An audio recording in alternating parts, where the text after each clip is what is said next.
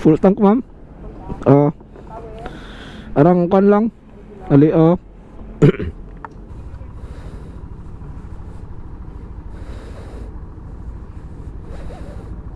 Good morning. Welcome back sa aking YouTube channel. Medyo pagaw ko. So kagahapon lain ng paminaw. Nagahuna-huna ko base sa adlaw sa event June 10 sa endurance challenge na mo. Di ko maka-appel kay nga lain ang paminaw. So today is Monday, 5 days na lang before ang event, 5 days before the endurance challenge, Freedom Riders Endurance Challenge. Grabe ka init. Dili mo kayo siga kadlaw pero sakit kayo siya, sakit kayo sa panit. So karon di ay kay wadto ko sa LTO main branch sa Region 12 ay magkuha ko og authorization letter sa ako ang plate number, pero sa akong CR na naway nakabutang authorized katong last video na ko sa akong CR na nakatatak na pwede na ako gamiton na ako ang motorcycle number, kaso lang wala pa legal nga plaka.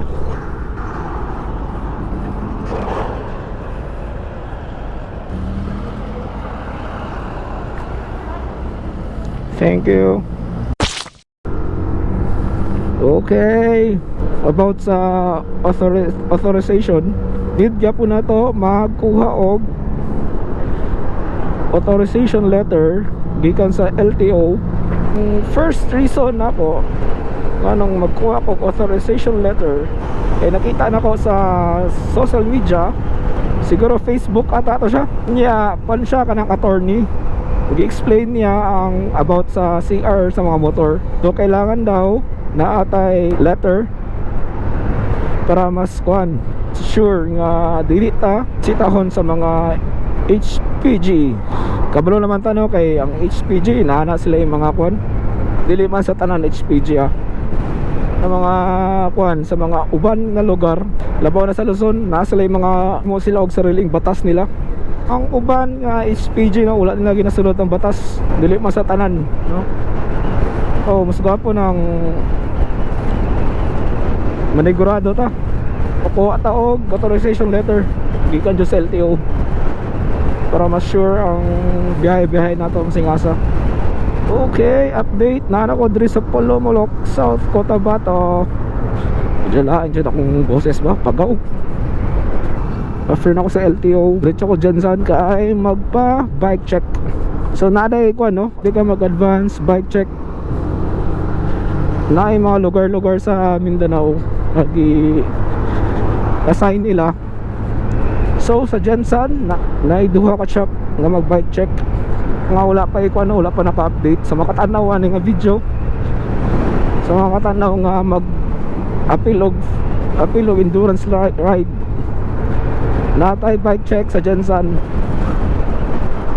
Dili lang sa Jensan, napud sa North Cotabato, nasa Polomolok, dagan og dagan ang ilang i-assign nga shop para sa bike check nang sa mga muagi diri na biyahe na rides na ang tupi ang mga first timer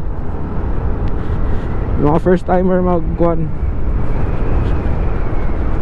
sa mga rides or first timer sa mga muagi diri nga lugar sa tupi na i-kuan diri na speed limit.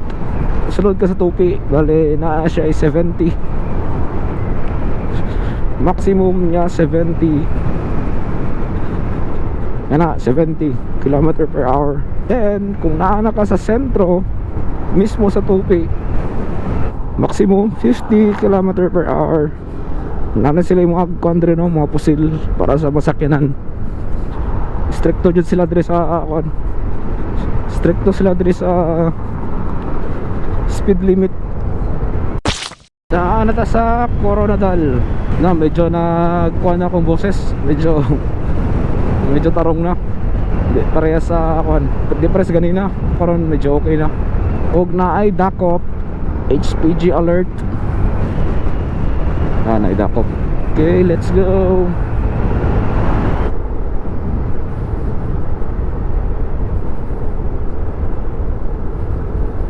Okay. Aday ko nakalimutan akong cellphone. Atay. So mano-mano na lang ni paato sa kuan.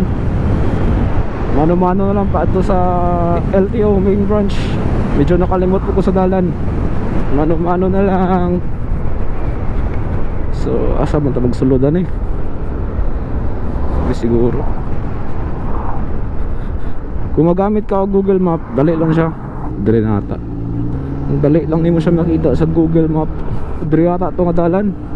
Dili ko sure pero try. Kung taano mo tagaan ko nila og kwan letter. Para wala na yung problema sa mga dakop.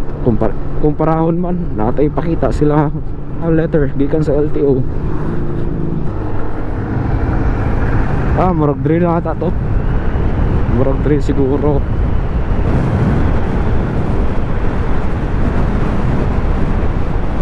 May pa ang Camellia na ikon na mga signboard. Kita magbutang-butang LTO. Pero sa akong mahimtuman na adre banda. Adre na ata siya. Asa naman ka LTO. So LTO, thank you, salamat. Na good news no. Wala na ako naka-record sa sulod kay nalobat na akong battery. Ang good news ay ingon sa taga LTO dili na kailangan og letter as long as naitatak. Okay na ta, legal na ta. Sayang wala na ako na record. So gamo to ma-record no kay parang ebidensya jud kung sitahon man ta natay pakita ma-video magikan sa LTO main branch. Dili na kailangan ng authorization letter. Balik na tawag Jensen siguro after 1 hour. Magpahuway sa ta. Magtambay ko sa salon sa kong misis. Magpalamig lang gamay. Then biyahe dayon pabalik sa Jensen. Kaya magpa bike check ko. Bike check then palit ko og memory card sa akong GoPro. Kaya dili sa kaya sa mga ingato nga kataas nga rides. Kaso lang mahal kayo. Grabe ka mahal ang memory card sa mga action camera. 64GB akong nakuha no. Akong naisipan nga paliton. Akong na desisyonan sa 1475 pesos. So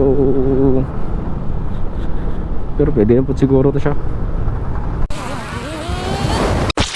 Okay, naanata sa Fabulous Marble. Tanadang!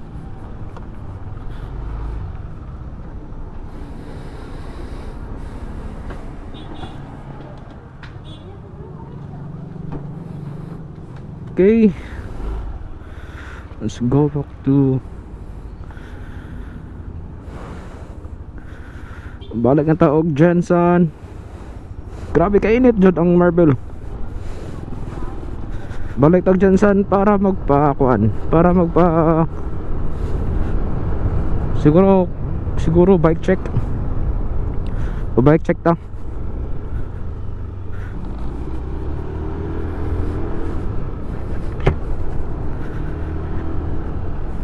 No, sa mga gusto magpagwapa sa ilang kuan, silang buhok, upa-color or band, pedicure, manicure, kilay, ato mo sa salon Fabulous. Offer sila og mga promo. Halimbawa magpakilay ka na maka-avail ka og lain nga service. Halimbawa lang halimbawa nagpakilay ka, siguro gamay na lang yung bayaran pa manicure, pedicure. Pero bisita lang mo sa Fabulous Marble Coronadal. Open na sila Monday to Friday. Okay, Jensen na ta. Nagsige na lang og bakbak sa highway. Bakbak dere, bakbak dito. Masayang okay pa ang semento. Wala ko kabalo sa lugar katong sa shop nga mag bike check dire sa Jensen. Bali duha to siya ka shop, no? So kailangan ako Google Map.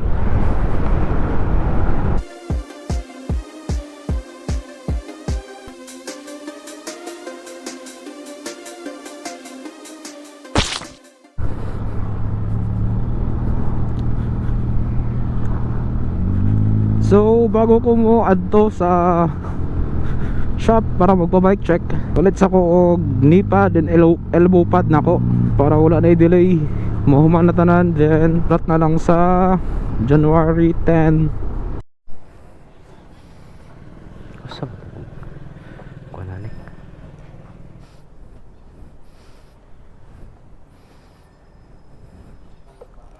Okay, nakapalit na ta og elbow and knee pad diri sa Armory Motor Gear.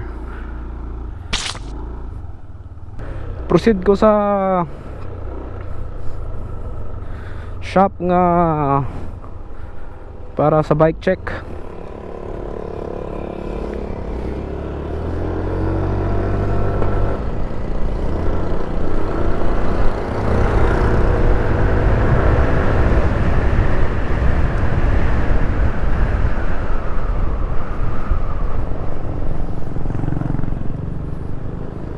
So morning mga kwan, no?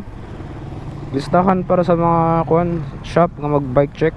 Bulumulok, sa Jensen, sa Libak, Kidapawan, Davao, Digos, Midsaya, Perth, Cotabato. Okay, today kwan na lang, bike check na lang, then humana pahuhay na punta. Let's go. So direta sa kwan Kiko Work, saan Kiko Works Motor Shop. So kompleto na ta, natay knee pad, elbow pad. So bike check na lang.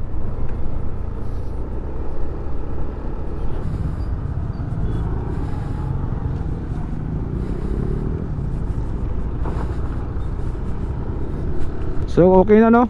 Bike check, dali lang kayo.